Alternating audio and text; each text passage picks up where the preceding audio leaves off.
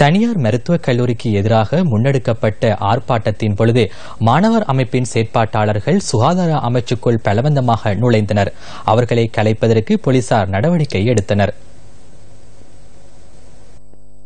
மருத்துவ செயற்பாட்டு மாணவர் குழு மற்றும் அனைத்து பல்கலைக்கழக மாணவர் ஒன்றிய மாணவர்கள் லிப்டன் சுற்றுவட்டத்திலிருந்து பேரணியை ஆரம்பித்தனர்.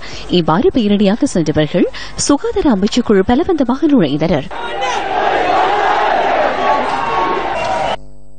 அமைச்சின் பிரதான கட்டிடத்துக்குள் நுழைந்த ஆர்ப்பாட்டக்காரர்கள் கலந்துரையாடல் ஒன்று அவசியம் என கூறினர். இந்த எதிர்ப்பு ஆர்ப்பாட்டத்தை இடையூறின்றி முன்னெடுக்க வேண்டும் என போலீசார் நீதிமன்ற உத்தரவை பெற்றிருந்தனர். அமைதியாக கலைந்து செல்லுமாறு விடுக்கப்பட்ட வேண்டுகோள் தொடர்ந்தும் நிராகரிக்கப்பட்ட நிலையில் அவர்களை கலைப்பதற்கு போலீசார் நடவடிக்கை எடுத்தனர்.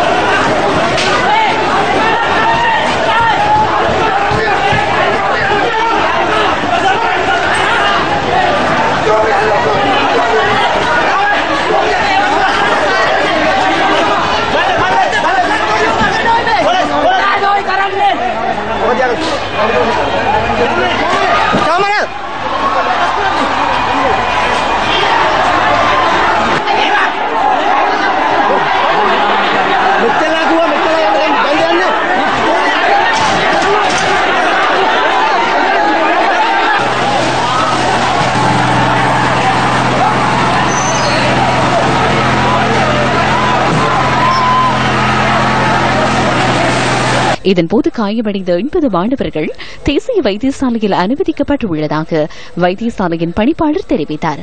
காயமடைந்த விசேட அதிரடி படையினர் 5 வைத்தியசாலையில் அனுமதிக்கப்பட்டுள்ளனர்.